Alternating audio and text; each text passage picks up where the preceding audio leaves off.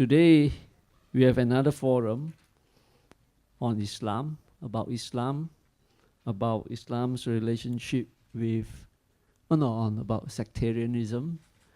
Again, I'm the moderator. You probably ask, why am I the moderator the second time?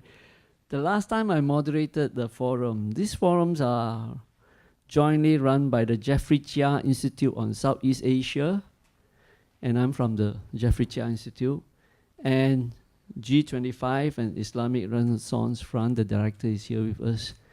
So thank you very much for coming this afternoon. I enjoy a lot. I learn a lot from these forums, especially about Islam.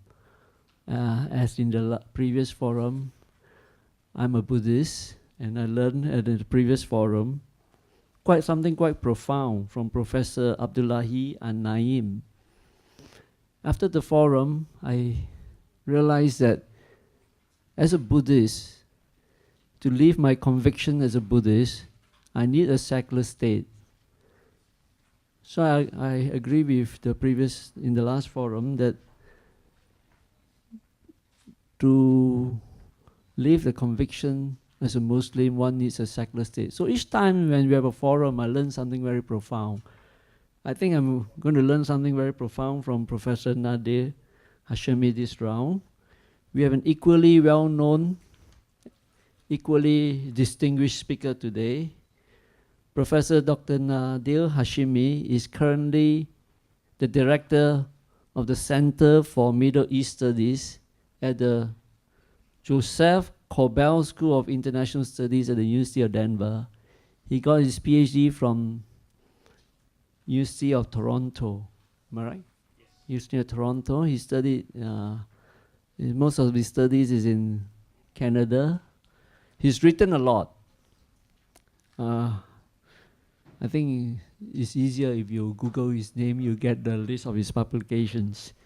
Today he's going to talk about, actually the title in the handout is Toward a Political Theory of Sectarianism, the Salience of Authoritarianism over Theology. There was a slight typing error. It's not authority, it's about authoritarianism.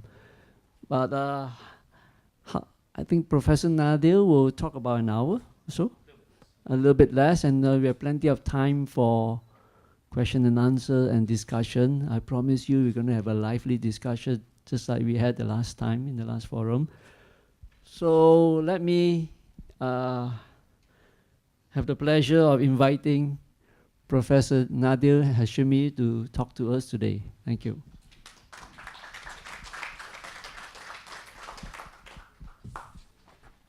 Okay, thank you very much for the invitation. Thank you all for coming this afternoon. I want to extend a special thanks to my hosts in Malaysia, the Islamic Renaissance Front, for bringing me to Malaysia for the second time, and specifically for the important work that they're doing in this country in terms of advancing democracy. Now, my presentation today is based on a new book that I have just completed, and that will be available for purchase in November. The book is published by Hearst, and it seeks to sort of examine this very important subject, which is dominating the politics of many Muslim majority societies today, and I'm told it's also having a resonance here in Malaysia. So in 1632 AD, the Prophet Muhammad, peace be upon him, passed away. A debate soon emerged within the early Muslim community over the question of succession. One group, who later became known as the Sunnis, argued that the next leader should be chosen from among the close companions of Muhammad. Another group, who later became known as the Shia, believed that the new leader must come from the immediate family of the Prophet. This early disagreement revolved around the question of the proper function of a Muslim leader and the broader theme of the moral bases of legitimate political and religious authority in Islam. Over the course of the next 1400 years, it has produced two of the main branches of Islam, with overlapping yet distinct theologies and interpretations of history that trace their origins to this 7th century schism. Now, notwithstanding the significance of this early Muslim dispute, one thing can be stated with certainty. This historic conflict has nothing to do with the rise of ISIS and the broader sectarian conflicts that are raging across the Arab Islamic world in Iraq, Syria, Lebanon, Pakistan, and beyond. Now, this claim may sound perplexing to many people, given the wide body of opinion that claims the exact opposite. President Obama, among many other people, has sought to explain the turmoil, the chaos, and the violence taking place in the Islamic world as a function of what he has called ancient sectarian differences between Sunnis and Shia. These ancient divisions have significantly contributed to the instability in the Arab world, he has claimed, which are, quote, rooted in conflict that date back millennia. I'm quoting President Obama. Other prominent politicians, both Republican and Democrat, have made near identical claims. Senator Ted Cruz, a presidential candidate, has suggested that Sunnis and Shiites have been engaged in sectarian war since 632. It is the height of hubris and ignorance to make American national security contingent on the resolution of a 1,500-year-old religious conflict, end quote. Other Republican candidates and prominent senators have made similar arguments that basically echo this theme. For example, among all of the statements that have been made, the former vice presidential candidate and former governor of Alaska, Sarah Palin, has echoed this sentiment when she said, look, this is basically an ancient sectarian hatred, and we have to, quote, let Allah sort it out. Mainstream journalists, well-respected and widely read, such as Thomas Friedman in the New York Times, has argued that, quote, the main issue in Yemen today is the 7th century struggle over who is the rightful heir of the Prophet Muhammad. After the rise and expansion of ISIS, liberal media critic and television host Jon Stewart took to his popular Daily Show to make a similar argument. On the political right, conservative author and Fox News broadcaster Bill O'Reilly similarly observed that, quote, the Sunni and Shia want to kill each other. They want to blow each other up.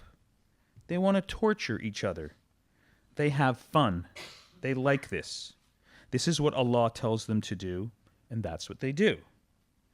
Now, if you turn to more respectable opinion in the United States, according to Richard Haass, the president of the prestigious Council on Foreign Relations, he has also sought to explain the instability in the Middle East in similar terms, arguing that, look, this is a region that, quote, is deeply flawed because it has never came to terms with modernity. And in the realm of scholarship, Professor Joshua Landis, a prominent voice in Middle East politics today in the United States, has suggested that the Middle East is, quote, going through the great sorting out, similar to Central Europe during World War II, where national borders shifted to create more ethnically homogeneous states. In the Arab world, by contrast, after the collapse of the Ottoman Empire and the 1919 Paris Peace Conference, the new borders that emerged produced a situation, he has said, where you have all these different peoples living cheek by jowl, many of them not wanting to live together, not knowing how to live together. This is a perspective that I, in my book, categorically reject in terms of an interpretive framework for understanding this topic. And what I want to do today is provide an alternative, more nuanced reading on the question of sectarian conflict in the Middle East. Now, a decade ago, political scientist Vali Nas wrote an important book called The Shia Revival, How Conflicts Within Islam Will Shape the Future. He observed that the nature of politics in the Middle East has now changed. Dominant concepts and categories used to explicate the Middle East, such as modernity, democracy, fundamentalism, nationalism, no longer adequately explain the politics of the region.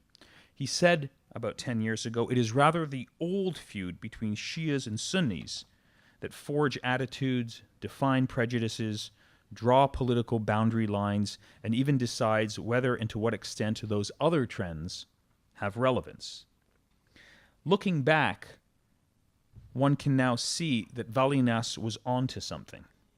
Clearly, conflict between sectarian Muslim groups has increased in the last 10 years.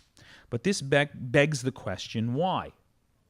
Specifically, why has there been a qualitative upsurge in sectarian conflict at this moment in time in some Muslim societies, and how can we best explicate this phenomenon?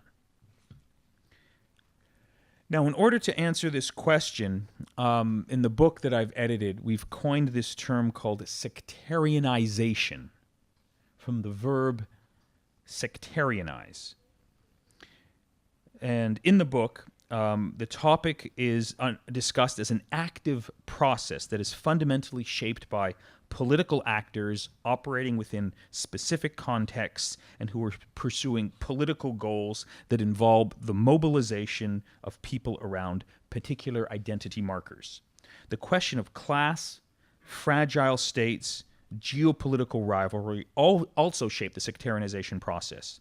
And this is to be distinguished from the term sectarianism, a noun, that when utilized in the concept of Muslim politics is often devoid of these above reference points and is frequently assumed that somehow sectarianism is simply a given fact of Muslim life, an alleged, enduring, and irreversible characteristic of the Arab Islamic world from the 7th century until today.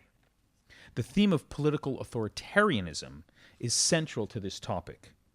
This form of political rule has long dominated the politics of the Middle East, and its corrosive legacy has been deeply corrupting the politics and societies of the region. Authoritarianism, not theology, is the critical reference point here that shapes the contours of the political dynamics associated with the sectarianization process.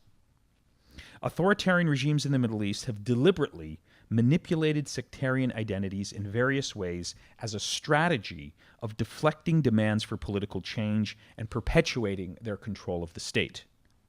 This non-democratic political context is essential for understanding sectarian conflict in Muslim societies today, especially in those societies which contain a mix of Sunni and Shia populations.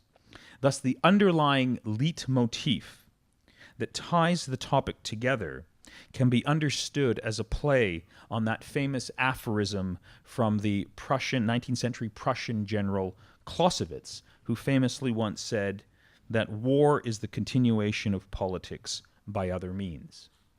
If war is the continuation of politics by other means, then in today's Middle East, sectarian conflict is the perpetuation of political rule via identity mobilization. That's my basic thesis. Now, if you look at the social science sort of scholarship on identity mobilization, particularly ethnic and religious identity mobilization, there are three main schools of thought. The first school of thought is known as and is referred to as primordialism. Primordialism views ethnic or religious identity and mobilization. They view it as based on a shared sense of group identity that is natural and deeply embedded in social relations and in human psychology. For primordialists, ethno-religiosity is based on a set of intangible elements rooted in biology, history, and tradition that tie an individual to a larger collectivity.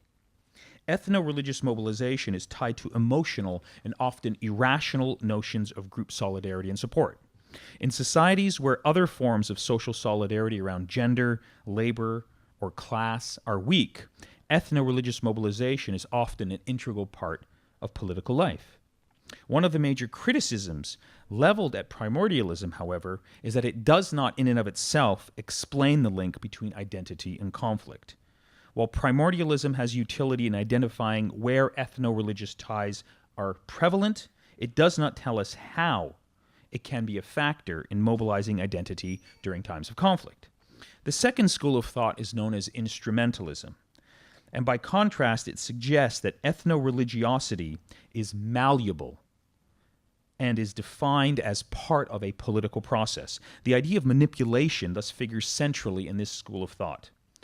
By emphasizing in-group similarities and out-group differences, as well as invoking the fear of assimilation, domination, and annihilation, ethno-religious leaders can stimulate identity mobilization. For instrumentalists, ethno-religious mobilization is a tool in the service of a project by state leaders and ruling elites to advance their political and economic interests by acting as sectarian entrepreneurs.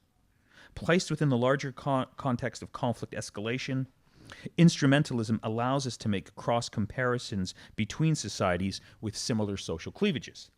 Now, constructivism, the third school of thought, adopts somewhat of a middle ground between primordialism and instrumentalism.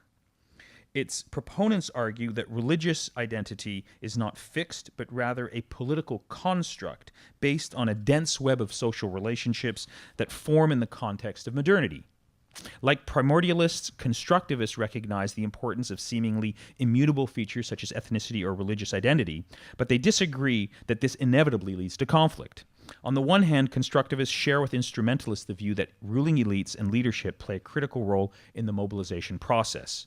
Disagreement emerges, however, on the degree to which these identities can be manipulated. In brief, constructivists do not believe that ethnicity or religion is inherently conflictual, but rather that conflict flows from what is referred to as pathological social systems and political opportunity structures that breed conflict from many social cleavages when they are beyond the control of the individual. Now, with this as a backdrop, religious sectarianism in the world today becomes a little bit more intelligible. Sectarian identities could not be politicized unless differences in beliefs, values, and historical memory compelled religious groups to collective action around particularist identities. Now, two critical questions emerge, one related to time and the other related to geography. Why now? And why in this location and not in some other geographic location? In other words, what explains the outburst of sectarian conflict at a particular historic moment in time and not before, and in a particular location of geography, but not somewhere else? Sunni-Shia relations, for example, were not always conflict-ridden, nor was sectarianism a strong political force in the modern politics of Muslim societies until relatively recently. There is also variation in the level of intensity of sectarianism across geographic locations where Sunni and Shia populations coexist. What factors explain these differences? While the role of elites and leadership in society is particularly salient here, in answering these questions, Valinas, in his contribution to the book that I have put together, suggests that we must take into account the agency of state actors in the mobilization process. Now, in the past, theories of ethno-religious conflict have generally treated the state as a passive actor in the mobilization process. The standard narrative held that competition from within society among contending ethnic groups would inevitably shift to the arena of the state as these sub-state actors vied for control of the various state institutions as a mean of enhancing their power over rival groups. The intensification of these struggles would eventually lead to the weakness, collapse, and failure of the state. Drawing upon research that he did in South and in Southeast Asia, Nass has suggested, however, that far from being passive victims of identity mobilization, states have a logic of their own and can be directly instrumental in manipulating the protagonists and in entrenching identity cleavages. Identity mobilization here is rooted in the project of power acquisition by state actors, not the behavior exclusively of societal elites or of community actors. These state actors do not champion the cause of any particular one community, but really see political gain in the conflict between competing identities. Nas's insight here helps deepen our theoretical understanding of identity mobilization in that it pushes the conversation beyond primordial differences and elite manipulation and focuses our attention on state behavior and state-society relations. Now, this brings us to the national context that have shaped sectarian differences in the Muslim world today. Now, while most Muslim majority societies today are Sunni, comprising about 85 to 90% of the total global Muslim populations, Iran, Iraq, Azerbaijan, Bahrain are Shia majority societies. You also have significant Shia populations in Lebanon, Afghanistan, Kuwait, Yemen, Saudi Arabia, Pakistan, and Syria. Critically, what these societies share in common is that most of their political systems are decidedly non-democratic, and various forms of authoritarianism dominate their political landscapes. It is this overarching fact which determines the ebb and flow of political life and influences relations between sects. The rise of sectarianism and the behavior of political and religious leaders is fundamentally shaped by this authoritarian context. Now, authoritarian states in the Muslim world have several distinguishing features which influence sectarian relations. They suffer from numerous political, economic, environmental, and demographic crises that have steadily gotten worse with every passing decade. Their inability to democratically address these problems, coupled with expanding corruption, nepotism, and cronyism, has produced crises of legitimacy.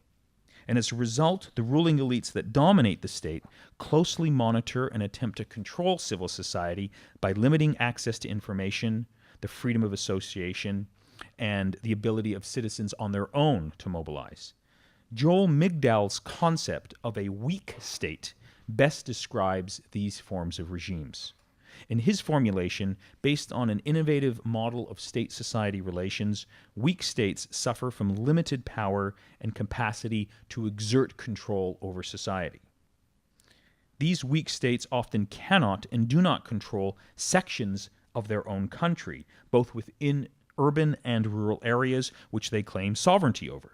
Moreover, they confront highly complex societies made up of a melange of social organizations such as ethnic and religious groups, villages, landlords, clans, and various economic interest groups, which limit the state's reach into society and compromise the autonomy of the state.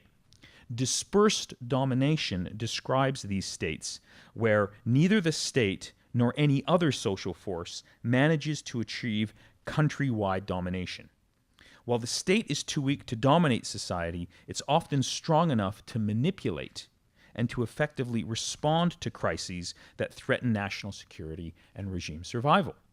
In weak states, politics revolves around strategies of survival. State leaders and political elites are fundamentally concerned with both staying in power and perpetuating their power.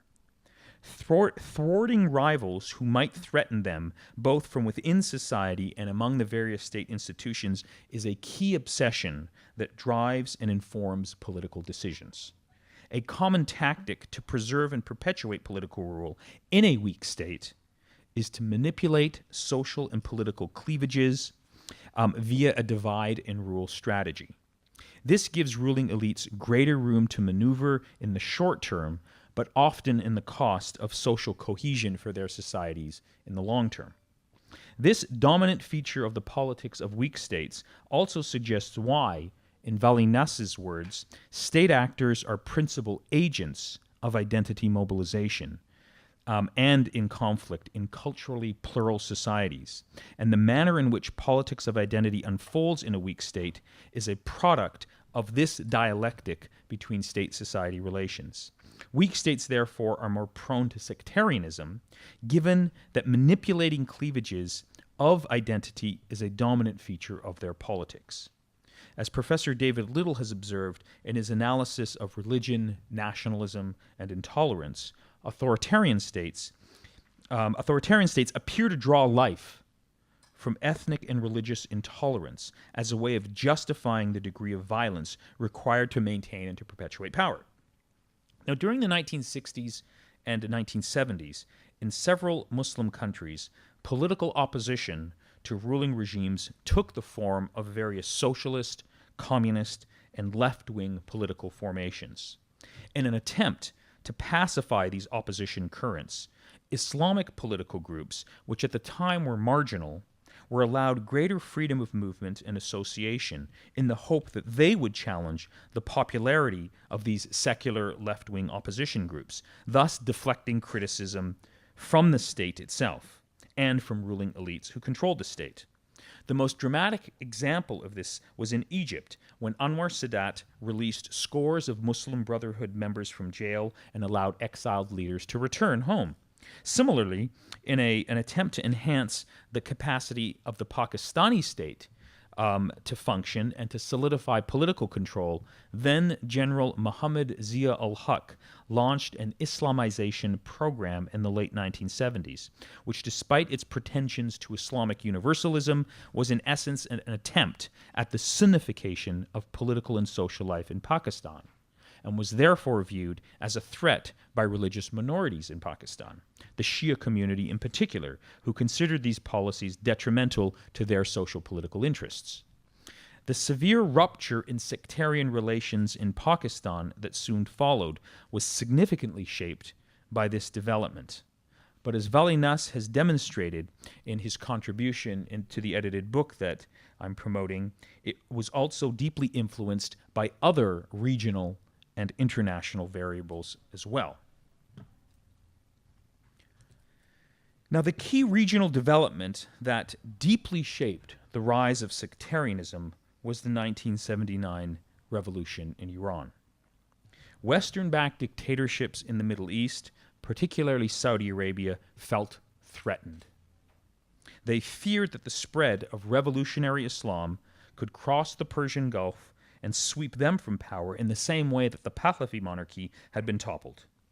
In response, these Sunni authoritarian regimes, primarily Saudi Arabia, invested significant resources in undermining the power and the ideals of the Iranian Revolution by seeking to portray it as a distinctly Shia and or Persian phenomenon based on a corruption of Islamic tradition.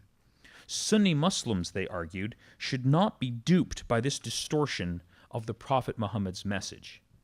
Anti-Shia polemics in the Sunni world increased dramatically after this period and were backed by significant sums of Arab Gulf money. Sunni-Shia relations were deeply affected by this development, and Pakistan was an early battleground where this conflict played out. Now, the key international event at this time was the Soviet occupation of Afghanistan. Western support for the Afghan Mujahideen, backed by Saudi petrodollars, produced Sunni militant movements that attracted radical Islamists from around the world, most notably Osama bin Laden and Ayman al-Zawahiri. This constellation of forces eventually morphed into al-Qaeda. The ideological orientation of these Salafi jihadi groups was decidedly anti-Shia, both in theory and in practice, buttressed by a particular neo-Wahhabi reading of the world. The Iranian-Saudi rivalry is critical to understanding the rise of sectarianism in Muslim societies at the end of the 20th century. Both Tehran and Riyadh lay claim to leadership of the Islamic world, and since 1979, they have battled for hearts and minds across the Middle East, North Africa, and in parts of Asia. The Iranian-Saudi conflict, however, has experienced ebbs and flows, and sectarian relations have mirrored this pattern, thus highlighting the importance of geostrategic and regional variables. It was particularly acrimonious in the 1980s. That's when you saw the big upsurge in sectarian tensions across the region, when Iran-Saudi relations took a nosedive. During this time, you might recall, there was an Iran-Iraq war. Saudi Arabia and the Gulf allies strongly backed Saddam Hussein during the 1980s. 1987, perhaps, was the worst year when 400 Iranian pilgrims were killed in Mecca during a protest march in the annual Hajj pilgrimage, and Saudi Arabia and the Kuwait embassies in Tehran were attacked in retaliation. Now, following the end of the Iran-Iraq war, 1988, and the death of Ayatollah Khomeini a year later, tensions between Tehran and Riyadh gradually subsided and relations gradually improved. The coming to power within Iran of more pragmatic reformist leaders such as Ali Akbar Hashemi Rafsanjani and Mohammad Khatami led to a restoring of diplomatic relations, and a cold peace was established that lasted for most of the 1990s. But then, in 2009, the U.S. invasion and occupation of Iraq marked another turning point in Iran-Saudi relations, and subsequently also in sectarian relations across the Islamic world. The toppling of Saddam Hussein in 2003 affected the regional balance of power. The rise of Shia Islamist parties in Iraq, who were allied to Iran, was the key event during this period, setting off alarm bells in the Gulf Cooperation Council. The subsequent Iraqi civil war, which after 2006 had clear sectarian dimensions to it, further inflamed Sunni-Shia relations across the Middle East. The rise of Hezbollah in Lebanon was also a factor during this period. Its ability to expel Israel from southern Lebanon in the year 2000 and its perceived victory against Israel in the summer of 2006 increased the popularity and prestige of this Shia militant group as a revolutionary force on the Sunni Arab street. An opinion poll at this time listed the Secretary General of Hezbollah, Hassan Nasrallah, as the most popular leader in the region, in the Sunni Muslim world, a fact that highlights both the chasm between state and society in the Arab world and how anti-imperialism trumped sectarian identity at the grassroots level during this period. It was around this time that King Abdullah of Jordan, reflecting a common concern among the ruling Sunni Arab regimes, spoke of a, quote, Shia crescent linking Baghdad, Tehran, and running through Damascus and linking Beirut and Tehran, running through Damascus and Baghdad, which putatively was seeking to dominate the politics of the region in the name of a new transnational Shia solidarity. This brings us to the year 2011. When the Arab Spring uprisings marked another turning point in both Saudi-Iran relations and, as a consequence, also in Sunni-Shia relations across the Middle East. The Arab Spring revolts shook the foundations of Middle East authoritarianism. Both Iran and Saudi Arabia relied on sectarianism to deflect attention away from the demands for political change and to advance their influence in the region. The Saudi case is much easier to diagnose and is better known. Protests in Bahrain and in eastern Saudi Arabia were blamed by the regimes on an alleged Shia conspiracy orchestrated from Tehran, and Salafist groups in Syria were supported in an effort to topple Bashar al-Assad, Iran's key regional ally. The Iranian case is more subtle in terms of its advancement of sectarianism, and in a nutshell, in 2011, February 2011, right at the height and the beginning of the Arab Spring, Iran also faced the threat of street protests when the Green movement in Iran that rose in 2009 was suppressed. But in 2011, they sought to make a comeback in the context of the Arab Spring revolts. And the Iranian regime responded by suppressing those street protests, but then they spun a narrative to try and claim that these Green movement opposition protests in Iran were a byproduct of a conspiracy led by the West, but that included significant backing from Saudi Arabia. Saudi Arabia featured prominently in the narrative of the Iranian regime in terms of how it dealt with its own domestic democratic opposition. And Iran claimed that Saudi Arabia was providing money. They claimed at one time that $1 billion was spent by Saudi Arabia to try and foment regime change. Invoking a grand conspiracy theory, the hardline editor of Iran's Kayhan newspaper, a notorious figure by the name of Hossein Shariat Madari, later wrote in an editorial that Saudi Arabia sent money for the leaders of the Green movement, but banking issues were an obstacle to its transfer to Iran. And mirroring the House of Saud that frequently invokes Iranian Shia intrigue to explain discontent within its realm, Iran's clerical leaders blamed Riyadh and Wahhabism for its internal and regional problems. And so more recently, for example, the Islamic Republic of Iran claimed that the United Nations Special Rapporteur for Human Rights, Ahmed Shadid, had actually received $1 million bribe from Saudi Arabia to write reports critical of Iran. And they pointed to alleged WikiLeaks documents to substantiate their assertion. But of course, if you read the WikiLeaks documents, they say something totally different. In the case of Syria, Iran has utilized a distinct sectarian narrative, albeit subtly, to mobilize support for the Assad regime.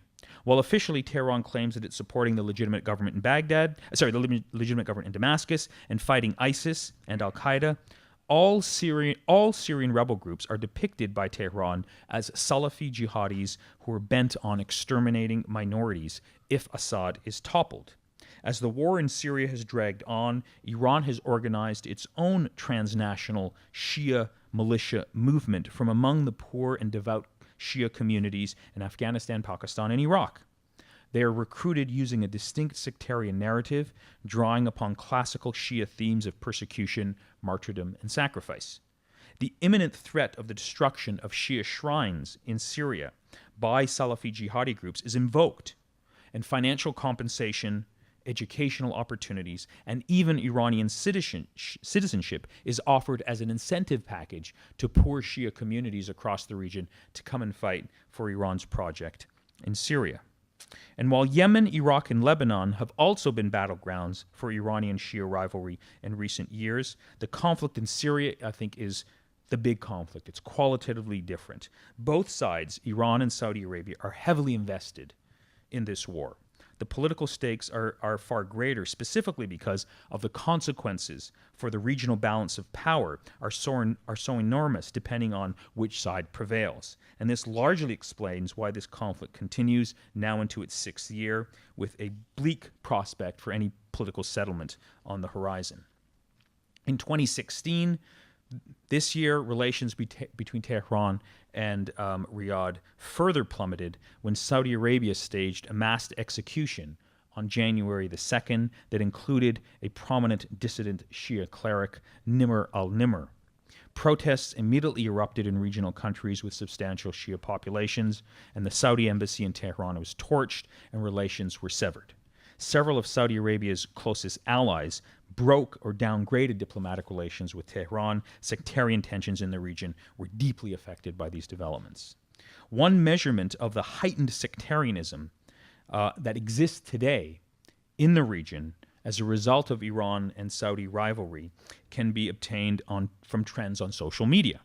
In the 2 days following the Nimr execution, 900,000 anti-Shia slurs and 30,000 anti-Sunni slurs were recorded across the Arab Twittersphere. This deepened the divide between both communities, overlapping with tensions in Saudi-Shia relations related to falling oil prices and the September 2015 Hajj stampede that killed over 400 Iranian pilgrims. Even Turkey, which has historically tried to remain above the fray by acting as a peacemaker and honest broker between Iran and Saudi Arabia, got dragged into the dispute. The mobilization of people around sectarian identities became much easier after these events, and arguably this was the specific intent in initiating this latest round of conflict between Saudi Arabia and Iran. Now, in writing about the House of Saud's reaction to the Arab Spring, the very distinguished Saudi Arabian scholar Madawi al-Rashid observes that sectarianism became a Saudi preemptive countermeasure to preventing became a Saudi preemptive counter-revolutionary strategy that exaggerates religious differences and hatred and prevents the development of a national non-sectarian politics. Through religious discourse and practices, sectarianism in the Saudi context involves not only politicizing religious differences, but also creating a rift between the majority Sunnis and the Shia majority. This is a deliberate strategy, she says, that was on display in the context of the Arab Spring uprisings as a way of shielding the prospects of political change coming to Saudi Arabia in the year 2011. Now, this was made much easier when, in the context of the Arab Spring, it was only the Shias in the eastern provinces of Saudi Arabia that came out to demonstrate during the Arab Spring, while similar protests in the rest of Saudi Arabia failed to materialize. The specter of an Iranian Shia/Safavi threat was invoked by the Saudi royal family, and the usual Wahhabi court clerics were given airtime to issue fatwas against public demonstrations and to warn people of the wrath of God that would fall upon them if they defied their rulers. The security forces were then brought in as backup to restore order via the usual tactics of repression that are common in non-democratic regimes. Madawi al-Rashid, however, notes that it is wrong to characterize relations between the Saudi regime and its Shia population as a one-way street that relies exclusively on repression all of the time. The House of Saud deploys multiple strategies when it comes to its religious minorities and their leadership, she observes. Wholesale systematic discrimination against Shia may be a characteristic of one particular historic moment, but this can be reversed. A political situation may require alternatives to repression. Sometimes repression is combined with co-optation and even the promotion of minority interests and rights. So, for example, when ISIS bombed Shia worshippers on 2 occasions, in Saudi Arabia in May of 2015, the Saudi regime strongly condemned the attacks and vowed to hunt down the perpetrators. Expressions of solidarity with the Shia soon followed and were widely disseminated by the official media. Summarizing this strategy, al-Rashid concludes that it's important to note that there is no regular and predictable strategy deployed by Saudi authoritarianism against the Shia. Each historical moment requires particular responses toward this community, ranging from straightforward repression to co-optation and concessions.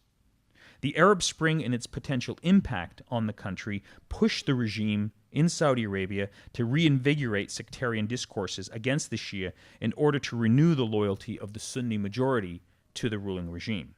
The story of sectarianism in Kuwait reveals a different narrative, but the underlying context is the same. Political authoritarianism and fear of democracy shape the relations between state and society. Sunni-Shia relations can be understood in this context as well. The demographics of Kuwait are different from other Gulf Cooperation Council countries in the Gulf region, where in the case of Kuwait you have a 30% Shia population. As a consequence, this demographic reality has contributed to more stable sectarian relations in comparison to its repressive neighbors in the Gulf region. Stability has also been enhanced by the fact that Kuwaiti politics historically have been much more democratic than in Saudi Arabia, Bahrain, and in other countries in the region. Competitive elections and a functioning parliament that can sometimes remove individual ministers and override the preferences of the emir based on a majority vote have been part of Kuwait's modern political history. At the same time, however, the cabinet is appointed by the emir and they serve at his discretion. This has produced a unique dynamic where oppositional politics actually matters in Kuwait, especially for the Kuwaiti monarchy, where threats to its ability to govern can emerge from within society, both from Shia communities and Sunni communities. This problem came to a head during the Arab Spring of 2011. While not as dramatic as the protests that brought down regimes in Tunisia and Egypt, Kuwait was also rocked by pro-democracy demonstrations. They lasted for over a year. Tens of thousands of people were mobilizing, leading to the storming of parliament and the resignation of the government. A powerful opposition from different constituencies emerged that challenged the al-Sabah family, demanding a deepening of democracy. The regime responded by dissolving the opposition-led parliament and replacing it with a more compliant one. Arrests, intimidation, and the removing of citizenship from political activists and opposition leaders marked a general authoritarian crackdown which still persists until today. In analyzing these events, Madeline Wells suggests that sectarian relations in Kuwait can be better explained by addressing the regime's increasing authoritarianism and understanding how authoritarianism in Kuwait really shapes sectarian relations, not its fear of international threats. Rather than focusing on the rise of the specter of Iran in the region, and its ostensible local lackeys within Kuwait, the Kuwaiti government, and its response to street protests, focused its attention on internal domestic challenges, specifically the ongoing reformist demands of a vociferous and outspoken tribal Islamist youth opposition that crystallized and united during the Arab Spring. Without understanding this domestic oppositional context and increasing strength between this oppositional group, she argues, it's impossible to understand the unique shape of regime-Shia relations that ensued. The crux of her explanation can be located in Kuwait's semi-authoritarian political structure and the type of state-society political dynamics it engenders. Wells argues that government policies have very little to do with Shia ethno-religious characteristics or their perceived links to Iran. Rather, the extent to which policies toward the Shia are inclusive or exclusive depends on their political oppositional potential. In Kuwait, this has proven to be a serious problem post-Arab Spring, given the new assertiveness of the opposition, a divide-and-conquer strategy that can weaken opposition to the al-Sabah monarchy is what shapes state-Shia relations today, not questions of theology or external threats from abroad. The primary threat is internal, rooted in a crisis of legitimacy and rooted in greater demands for democracy, which have parallels to other authoritarian regimes in the Arab Islamic world. Let me now get to a conclusion. The key claim of my talk and the book that I've just published is that sectarianism fails to explain the current disorder in the Middle East. What I'm trying to argue here is that the prism of sectarianism, rooted in alleged, long-standing and long-enduring Sunni-Shia chasm that goes back to the 7th century, clouds rather than illuminates the complex realities of the politics of the region, which have their roots in a series of developmental crises, both political and economic, that the region has been facing since independence. The policies of leading Western liberal democracies toward this region and foreign interventions have only exacerbated these problems. While it is true that religious identities are now more salient in the politics of the Middle East than before, it's also true that these identities have been politicized by state actors in pursuit of political gain.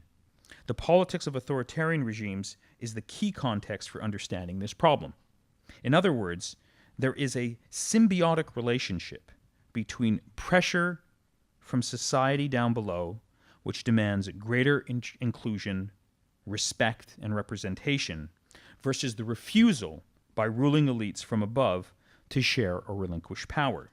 This produces a crisis of legitimacy that needs to be carefully managed. The politics of sectarianism, or as the title of my book is named, Sectarianization, the deliberate manipulation of religious identities, is a result of this political dynamic. Notwithstanding the rhetoric we hear from Sunni monarchies or from presidents for life of various Arab republics, ruling elites are not embedded to a particular sectarian identity. The driver of politics is not a defense of theological doctrine or loyalty to the collective interests of a religious sect. The core allegiance for ruling elites is to their political thrones and their various clients, whether Sunni or Shia, who can help sustain them in power. As Madawi al-Rashid has noted, sectarianism is not an inherent historical quality of the Arab Islamic world. There are sectarian entrepreneurs and religious scholars who continue to flourish in the present by manipulating these identities in the interest of ruling regimes, often at their request. Sectarianism, in other words, is a modern political phenomenon that is nourished by persistent dictators whose rule depends on invoking these age-old identities that become lethally politicized during moments of challenge from below and demands for democracy. Thus, in short, sectarianism in and of itself does not explain the current turmoil in the Middle East. Dictatorship does. Thank you for your attention.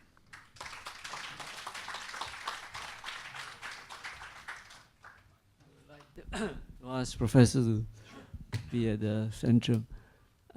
And we'll take some questions or some interventions, comments, perhaps. Sure.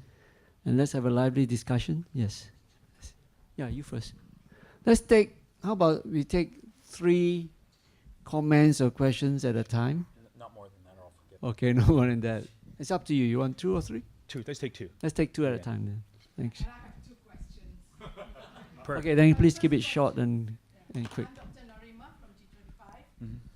My first question reflects my naivety. It's a very naive question. Mm-hmm. My second question shows you how perplexed and confounded I am by some of the goings on in the world. My naive question is, has there been any study done? You say in the last 10 years, sectarianization has been on the rise.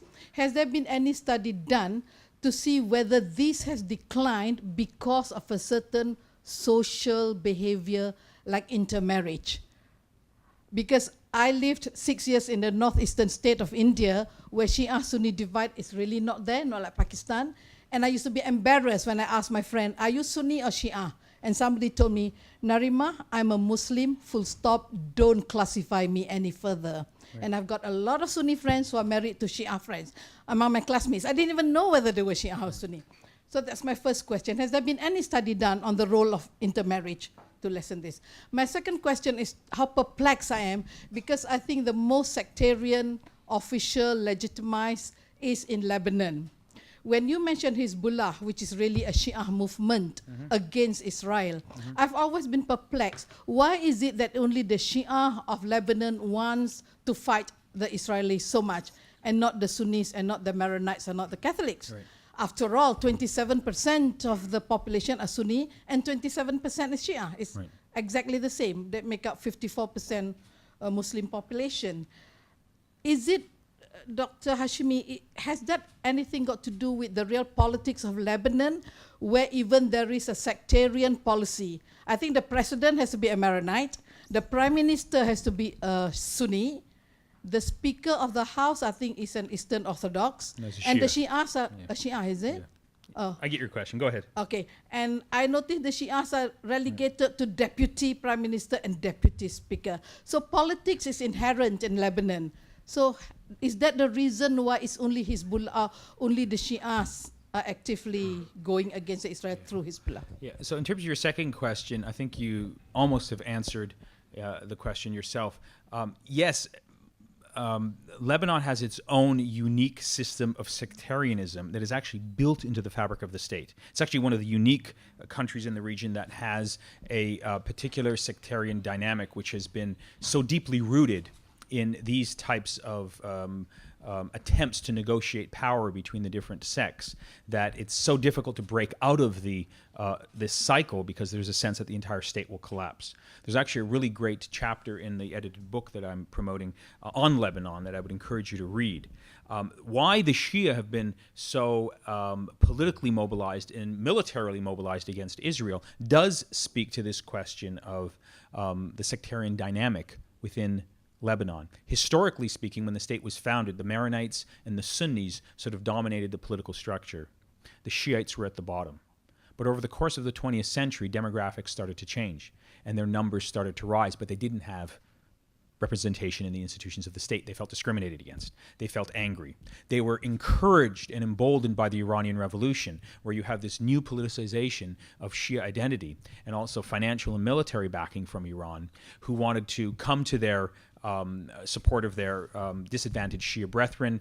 And also, around the same time, you have the Israeli invasion of Lebanon, which had nothing to do with Shia Sunni, had everything to do with Israel's primary occupation and concern, opposing Palestinian nationalism. The PLO was located in Lebanon at the time. Israel invades in 1982. And as a result of that invasion and that devastation, you have the emergence of Hezbollah, which emerges to oppose the Israeli occupation of Lebanon. And then you start to get this, this movement known as Hezbollah that emerges first as a fighting force that's small. It starts to organize militarily to repress and expel Israel, but then it starts to transform itself into a political party to represent the interests of the increasing numbers of Shia Lebanese who feel discriminated against. So they become an integral part of the political, military, and political dynamic within Lebanon. And that's Something else, Prof, can I just sure. interrupt? Is it true also that the Shias are mainly geographically, they're in the south of Lebanon, therefore they are more at risk of Right. being invaded by the Yes, and that's right, historically. But of course, yeah, the geography matters too. Those are Shia communities that were largely occupied by Israel in 1982. So you have that going on. I think that largely explains the Lebanon question in terms of the background. Your earlier question is actually quite interesting when you talk about any academic studies that are related to intermarriage between Sunni and Shia, and does that sort of suggest perhaps a decline? Well, as I said, there's no decline now, at least in the Arab part of the Middle East. There's an increase in sectarian tensions, but you do put your finger on something very important. In many of the urban centers of the Arab world, Beirut, where you had mixed populations, Baghdad, where you had mixed populations, you did have increasingly over time greater intermarriage. Not substantially, but you had those marriages taking place. And it speaks to the fact that that was simply an accepted practice. Because the point that I'm trying to convey here is that until relatively recently, you didn't have these vast sectarian tensions that would make it impossible for a Sunni or a Shia to get married. This is a, relatively speaking, a recent development in the politics of the region. I trace its origins to 1979.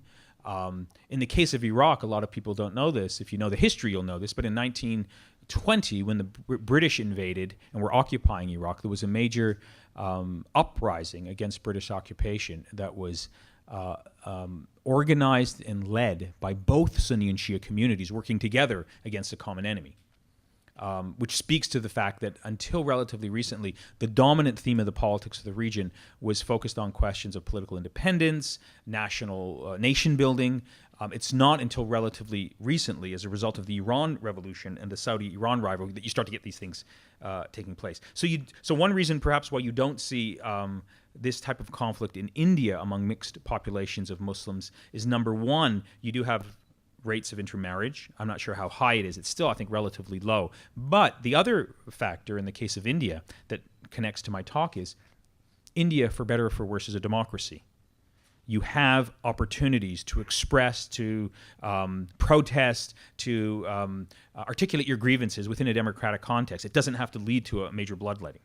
In a lot of these other countries, it's authoritarian regimes that manipulate these identities for reasons of state, for reasons of perpetuating political power, and it produces its own separate dynamic that I've tried to highlight in my remarks. Thank you. Why don't we move on to two questions? Hi, thank you, Dr. Nader, for the enlightening talk. My name is Liana. I'm a Malaysian. I have two questions as well. First and foremost, you mentioned earlier in your talk that sectarianism does not equals to the rising of IS. So what does? Because reading a lot into it... No. Let me just correct you. I didn't say sectarianism is not connected to IS. I said the 7th century conflict between Sunni and Shia that is traced back to that moment is not in and of itself, by itself, a result of the rise of IS. Okay. That's what I said. But reading into a lot of IS-linked threats, Right.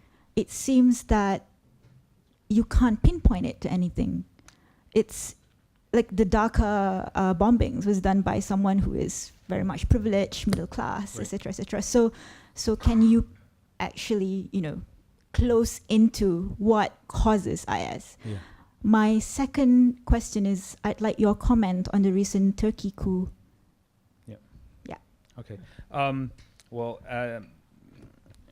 Again, I've been shamelessly promoting my book on sectarianism. I'm going to shamelessly promote another chapter that I've just written, and I'm in the process of doing the edits, that speaks directly to your first question. What are the causes and origins of IS? I have a chapter in a forthcoming volume on human rights in the Middle East and North Africa that is specifically geared to trying to provide a historical and political explanation as to what explains the rise of IS. And my argument is that the rise of the so-called Islamic State is a function of two developments that have been brewing in the Middle East for many years, and now they've crystallized at this particular moment to create an opportunity for radical Islamism to rise to the top. The first development, I argue, is the very sordid and brutal legacy of Arab authoritarianism.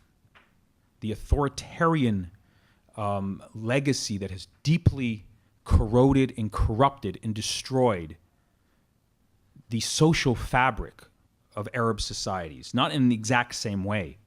But in the case of Iraq and Syria, if you were to rank all of the countries of the Arab League and rank them on a spectrum of repression in terms of how their post-colonial regimes treated their own societies, in terms of the level of human rights violations, the level of monitoring of society, the level of torture, the level of just fear that was instilled by those regimes and their populations, Iraq and Syria deserve to be ranked at the extreme end of a spectrum. There was something qualitatively different about those regimes, and that has had consequences. So I posed the question in my chapter, why is it in Iraq and Syria that the so-called Islamic State has emerged and not in other parts of the Muslim world? One reason is because of that legacy of authoritarianism. There is something about that legacy that has deeply destroyed the social cohesion of those societies. So when the state has collapsed as a result of ongoing wars, people are disoriented, people are angry, and they look to alternatives. At least some of them do. There's other things going on, and the question of state collapse is important here. But the other aspect that's related to the rise of IS that speaks to this question of sectarianism is the perceived grievances that many Sunnis have in the Middle East, that they are victims of Shia persecution. And so under the Iraqi Prime Minister of Nouri al-Maliki, backed by the West and by Iran, he pursued a policy in the post-2005 period of Shia majoritarianism. And when the Sunnis protested, they weren't listened to. And when they continued to protest after the Arab Spring, they were repressed. And at some point, they gave up. And some of them turned to ISIS as a way of channeling and perhaps hoping that ISIS could represent their grievances. And so this is what's so unique about ISIS that's connected to the question of sectarianism. It's the fact that ISIS is fundamentally fueled by these perceived injustices of Sunni marginalization in Iraq, but also you have a bigger dynamic and a much more potent dynamic taking place in Syria, where the conflict there is much more brutal, much more catastrophic, and there's a perception among 70% of Syrians who are Sunni that the regime in Damascus is non-representative, is biased toward the Alawites and the Shia and Iran, and there's a sense that the Sunnis don't have a future in a Syria that is governed by an Alawite majority. So that's why there has been an uprising, and that's why over the course of the last 5 years, many, not all, but some Sunnis have looked toward these radical Salafi groups, of which IS is one of them. And if you look at the rhetoric of IS, it's fundamentally driven. The big enemy for the so-called Islamic State, the number one figure and theme that keeps coming up in terms of who their potential enemy is not really the West, it's the Shia. That's the dominant theme, drawing upon those local grievances that I just talked about. So in a nutshell, those are the roots, I think, of IS. Yes, the 2003 American invasion had a lot to do with it in terms of producing this Sunni insurgency of which the Islamic State of Iraq emerges and then morphs into ISIS. But I think the fundamental underlying social and political conditions that have produced IS is a function of this legacy of Arab political tyranny and the collapse of states such as Iraq and Syria. It's in Iraq and Syria that those two things converge in their most catastrophic way, creating a vacuum and an opening for radical groups such as ISIS to insert themselves. Thank you. Are you happy with the answers? Did you have a second question okay? too? What was the second question, remind me? On the Turkey coup, yeah. Well, I'm told that there's an article in Malay today in one of the local papers or the websites that sort of talk about my view. So if you can read it, there's a summary there. But in a nutshell, the Turkey coup, thankfully the coup is not successful. Thankfully, all of the opposition parties took a very principled stand in rejecting the coup. So those are all positive developments. But on the negative side, it's reinforced the authoritarian tendencies of Recep Tayyip Erdogan, who now is acting in a way that I see almost indistinguishable from Vladimir Putin. He is trying to consolidate power. I mean, just among the ridiculous things, okay, there's a coup d'etat, and then you fire 1,500 academic deans? When was their culpability determined? You know, this is a clear power grab. And if you read, if you're following Turkey, these tendencies and this attempt of clearing away opposition and consolidating power was already in place before the coup d'etat was taking place. These were already things that were happening in Turkey post-Gezi Park, post-2013. Now there's simply an opportunity for him to continue to galvanize power, to crush the opposition, to consolidate control. And so now, you know, Turkey is headed for very dark days. I'm very concerned about where Turkey is headed. I think Erdogan now, in my view, is the biggest obstacle to Turkish democracy. I'm hoping that over the long term that these things can be adjusted. But fundamentally what's been happening in Turkey is that, look, you know, the AK party has won 3 consecutive elections since 2002. It has a fairly good economy. Anytime you have a government in power that's consistently elected and there's no opposition party that can challenge it at the polls, it breeds corruption. I mean, you have that in Maggie Thatcher's England, for example, with a deeper democratic culture. You're going to have it in Turkey as well. But also in the case of Turkey, I think one big factor that most people don't appreciate is that the figure of Erdogan himself, in terms of his instincts, it's very authoritarian. From the time that he was a street kid in Istanbul to his, you know, the way that he responds to crises. I'll tell you a story. I told this in Singapore, and I think it highlights this problem of Erdogan in Turkey. So Erdogan comes in 2007 to Columbia University in Washington, D.C. to give a talk. And it was a friend of mine who was organizing the talk, the great scholar of democracy, Alfred Stepan. And so the talk was announced, Prime Minister of Turkey, come to this room at 7 o'clock at night and listen to him speak. So everyone comes in. There was about 200 seats. They're all filled. Erdogan shows up an hour and a half late. And he comes into the room, and he goes up to the host, Alfred Stepan, who's a little short guy, and he says to Stepan privately that I have 150 of my supporters waiting outside. I want you to clear the room so they can come and sit. And Alfred Stepan says, no, that's not how things work here at Columbia University. We announced first come, first serve. The room is filled. Mr. Prime Minister, you have a choice. You can either go to the podium and start speaking, or we'll cancel the event. And there's this moment of confrontation between Erdogan, who's about 6'4", and little Alfred Stepan, where they're staring at each other in the eye, and Erdogan has to make a decision, and then he decides to go to the podium and start speaking.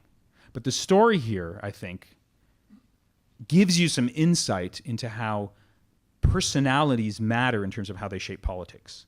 And Erdogan's instincts is, you know, he views himself, I think, as another embodiment of Mustafa Kemal Atatürk, where he's the, you know, new hero of the nation. He can do whatever he wants. Everything else is a conspiracy. You can see it in the rhetoric. This whole sort of attempt to explain the coup as a Gulenist conspiracy, you know, is very revealing, because there's something called evidence that you need. You can't just sort of make a claim. And so one thing that's going to be very interesting in this story is now he's demanding the extradition of Fethullah Gulen, who's been in exile in Pennsylvania. And so, you know, when John Kerry was speaking about this in the aftermath of the coup on CNN, he says, look, we told the Turkish government, we just can't extradite someone because you have demanded extradition. You have to make a legal case. You have to provide evidence.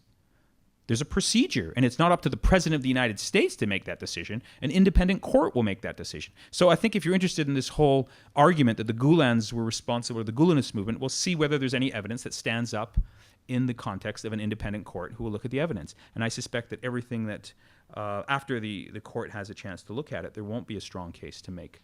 This is Erdogan's own fantasies that are playing in his head, and sadly, democracy in Turkey is suffering as a result. Thank you. Let me invite Dr. Farouk and someone else, right, who has his hand up. How about taking 2 questions? Okay, Dr. Nader. Well, I think I would like to know your opinion on this particular theory, basically.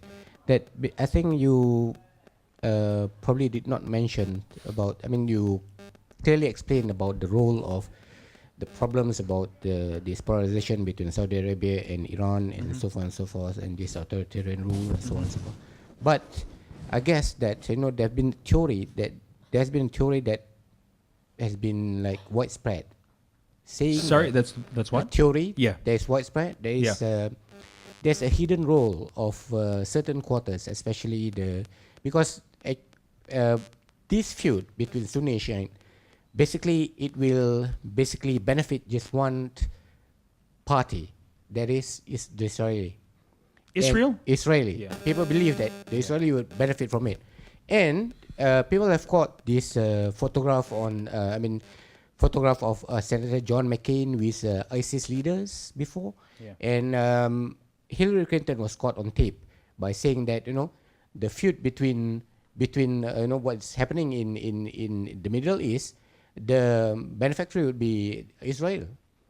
So meaning to say that, what is your opinion on the role of Israeli or the US in propagating this schism and this kind of havoc in the Middle East? Muslims have their own sets of problems and internal sort of corrupt practices that we can't blame everything on Israel. I would say if Israel never existed, let's say hypothetically Israel never existed, I think the conflict between Iran and Saudi Arabia will still have played itself out. If there was a revolution in Iran and there was So Israel, I mean, there's just no evidence to suggest that somehow Israel, and to suggest that really sends you down a pathway of, conspiracy theory, which then, makes you view everything in the world, through this conspiratorial lens. It's very unhealthy, and yes, Israel does benefit. It benefits in the following way. Because now the attention of the world is on sectarianism, it's on ISIS, and Israel can continue with its oppression of the Palestinians without anyone noticing. So yes, Israel is benefiting. But just because Israel is benefiting, because the spotlight isn't on them, doesn't mean that they're behind or responsible for this type of narrative.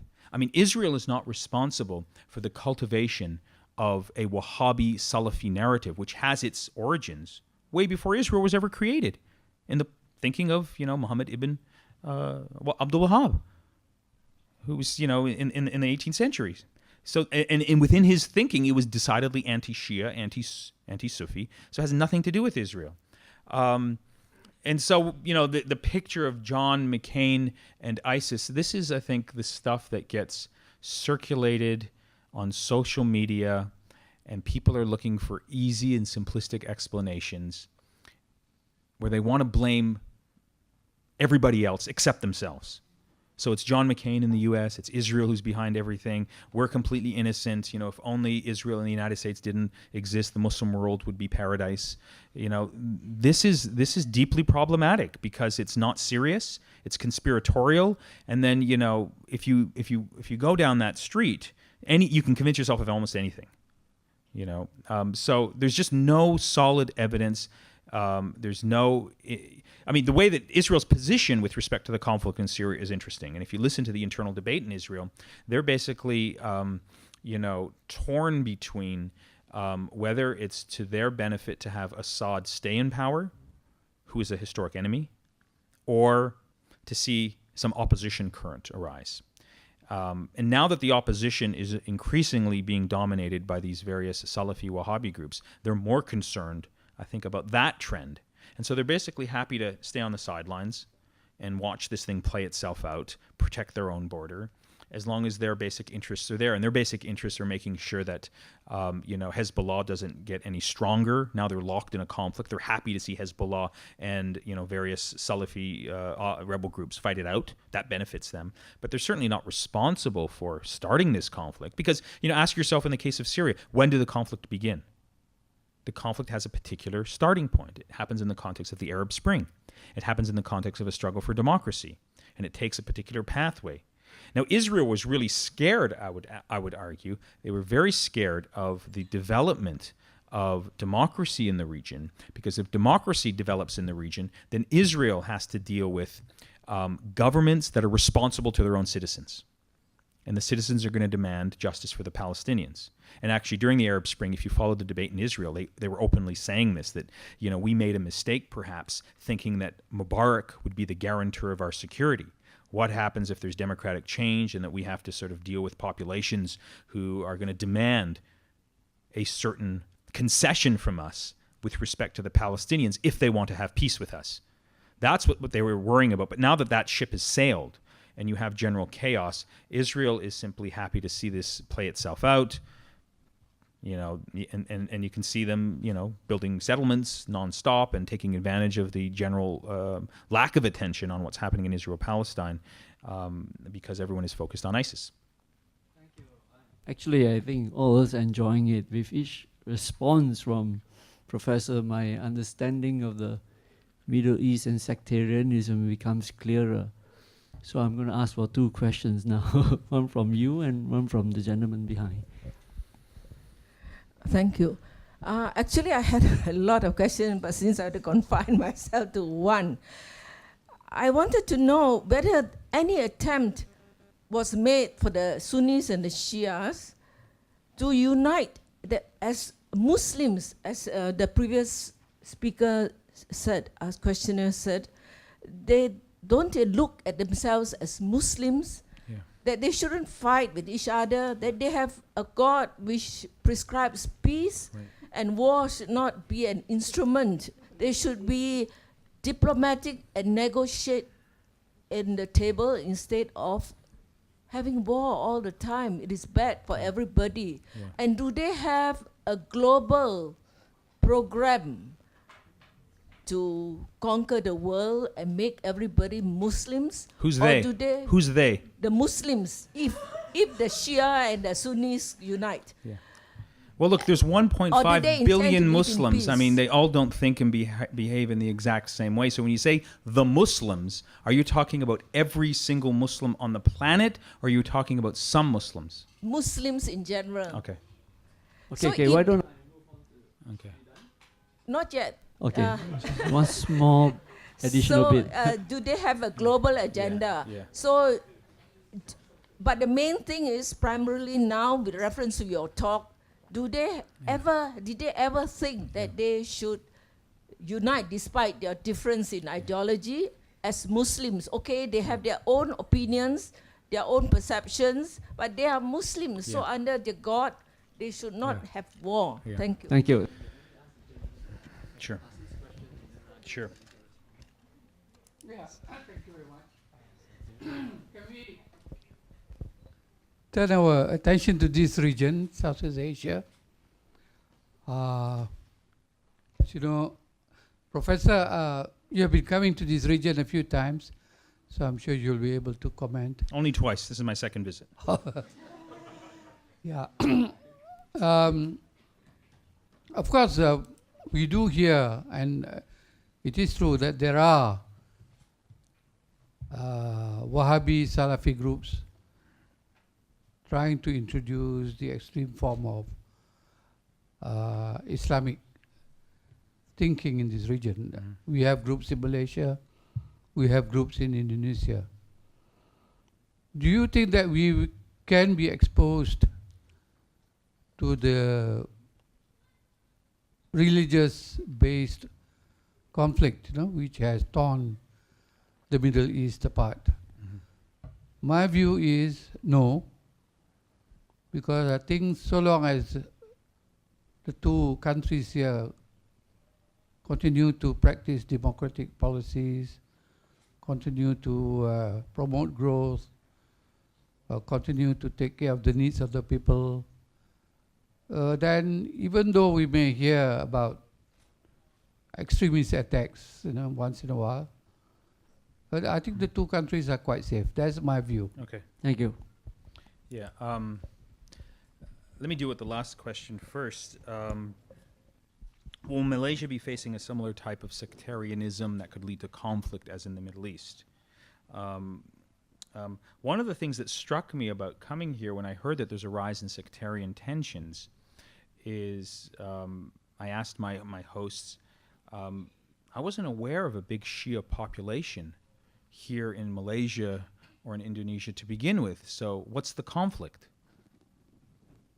In the case of Iraq, you've got, larger numbers. In the case of Lebanon, in the case of Syria, but how can you have conflict with a community that barely exists in any sizable numbers? So that raises the question, what's going on here and why now?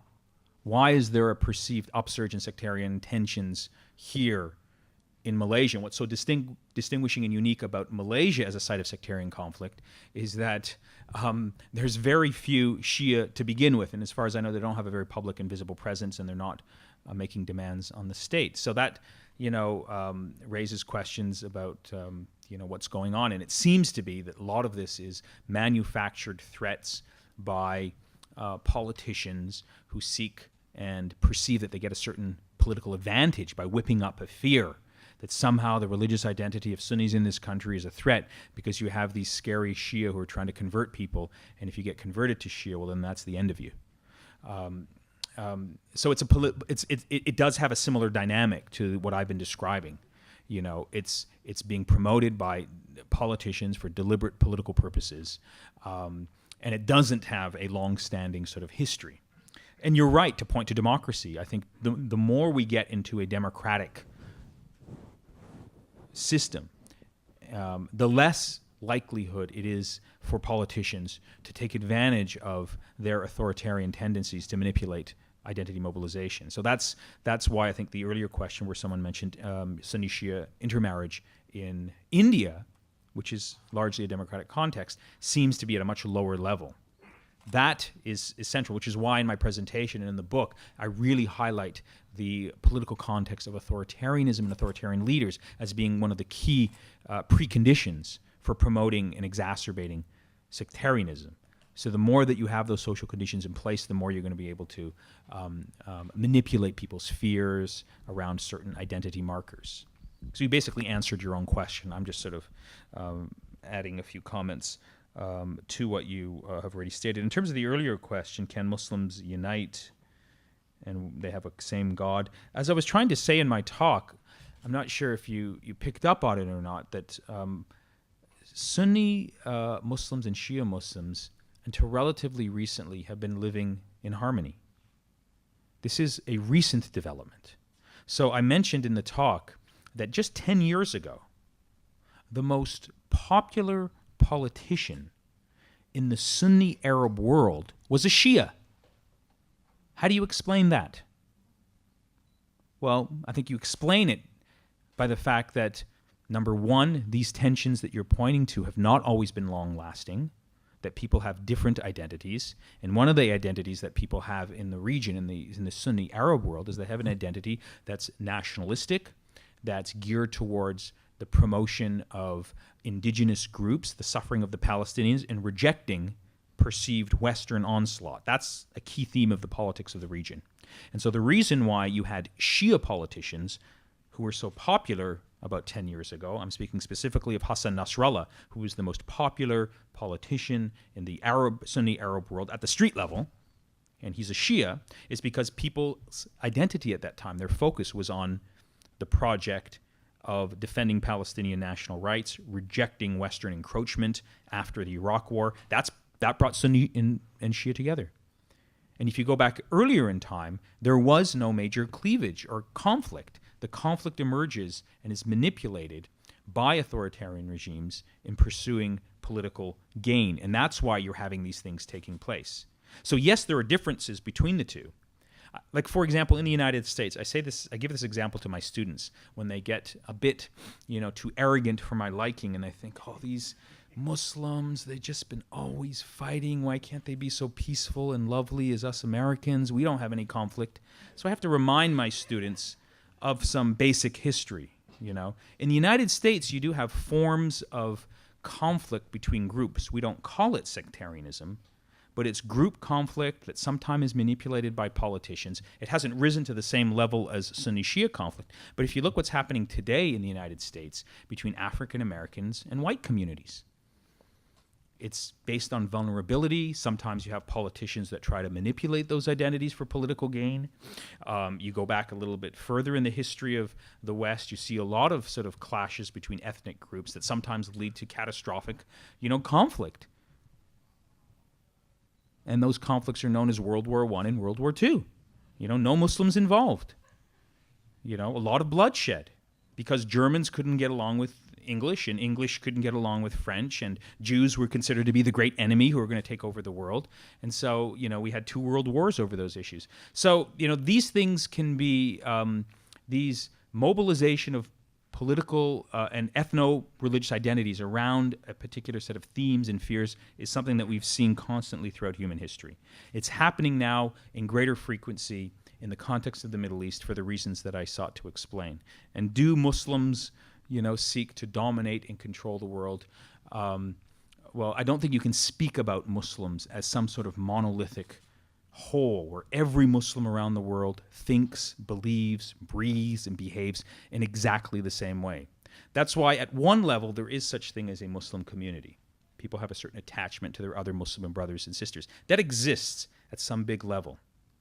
In the same way that exists among Christians. There's a certain Christian community. People identify with their Christian brothers and sisters. But ask yourself this: do Christians in Chile, in South America, think, behave, and breathe in the exact same way as Christians in South Korea or in Russia? They're all Christians. Are Christians in New Zealand the same as Christians in southern United States? So the Muslim world is the same. Yes, they're all Muslim, but they have other identities that are defined by their region, by their ethnicity, by their language. There's no such thing in terms of the practical manifestation of politics that one can speak to as a Muslim community that wants to take over the world. That's simply the stuff of myth. Thank you, Professor. I'd like to ask some questions in relation to your concluding slides. Do you see, given the current turmoil in the Middle East, any chance of a political rise of any political leadership or leaders who mobilizes not along sectarian lines, who champion the interests of all sects, who can say that I am for all of you. I identify with all of you. Mathematically, that seems to be even better than trying to mobilize the identity of a particular sect. Is there any chance of such political leadership Yes, there is arising? a chance. And yes, there are those people. But let me tell you what will happen to someone if they stand up in Iran or in Saudi Arabia or in any of these authoritarian regimes and make those arguments. They'll come into clash with the policies of the ruling state. And those people who have a more ecumenical, tolerant, inter-communal view of the world, they're picked up and they're put in jail.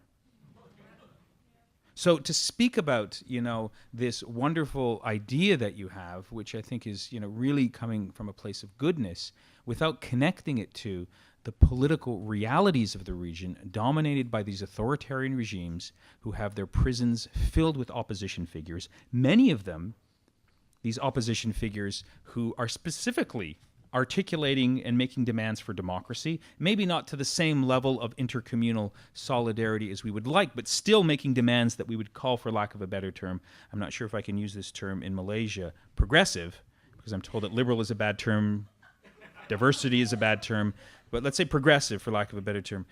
Yes, they do. These people exist. In fact, you know, Madawi Rashid's last book, who's this great scholar in Saudi Arabia, who's actually teaching as a visiting fellow in Singapore. I encourage you to invite her here. Her last book is precisely on this topic, on the role of these opposition figures in Saudi Arabia, one of the most repressive states, and they're all in jail.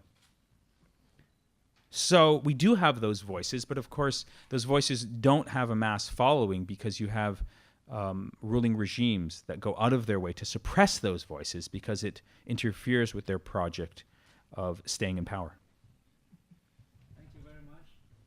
I'd like to invite all you to join me to thank Professor's marvelous speech. And like I said in the very beginning, each time we have a forum like this, I learn something very fundamental. So today I learned a lot about sectarianism and how it has arisen.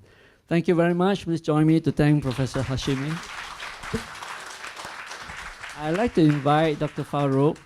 Dr. Farouk, may I invite you to show our appreciation? This is a small gift from our institute. Thank you very much. Oh. Thank you very much. Thank you very much for this enjoyable discussion. And let's hope to do good things after listening to Professor Hashemi. And thank you very much for coming. We'll have more forum like this, and we will keep you in touch. I'm sure all you are on the mailing list. Thank you very much.